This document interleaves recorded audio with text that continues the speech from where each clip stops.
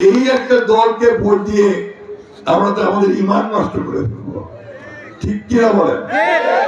তাই আমি অনুরোধ করব মা বোনদেরকে, ভাইদেরকে কোনো বিভ্রান্ত না হয়ে দেশের উন্নয়নের জন্য, আমাদের ৭১ সালের স্বাধীনতাকে ধারণ করবার জন্য, ২৪ জুলাইয়ের যুদ্ধকে ধারণ করবার জন্য আসুন আমরা এই ১২ তারিখে, তার মতো ২ দিন পরে আমরা ধানের শীষে ভোট দিয়ে আমাদের তারেক রহমানকে প্রধানমন্ত্রী করি এবং দেশে উন্নয়ন করি। বন্ধুগণ, শান্তিতে নিয়ে আসি, শান্তি।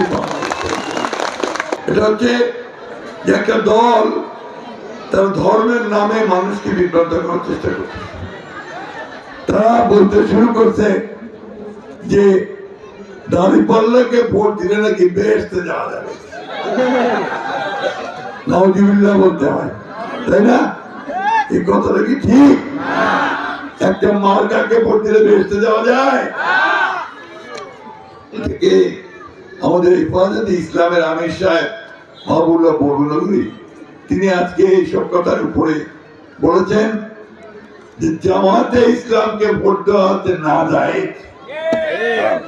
তাদের দলে তাদের সঙ্গে যে ছিল চরমনাই পীর সাহেব, উনি বলেছেন জামাতে ইসলাম হচ্ছে পৃথিবীর মধ্যে সবচেয়ে বড় মিথ্যাবাদী।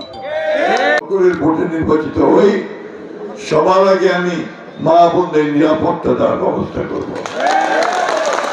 আমি আমার সনাতনী মায়ের বোনদের নিরাপত্তা দেওয়ার চেষ্টা করব। আর আমার এই এলাকা, কাকু এলাকা, আমি জানি যে সবচেয়ে বড় সমস্যা হচ্ছে কৃষি ছাড়া আমাদের আয়ের আর কোন উৎস নাই। এই কৃষিটা যেন ঠিক মতো করতে পারে, আপনার সারটা যেন ঠিক মতো পায়, কড়া বাজারে পায়, ঠিক দামে পায়, বীজ যেন ঠিক মতো পায়, পানি যেন ঠিক মতো পায়, তার ব্যবস্থা আমি নিশ্চিত করব।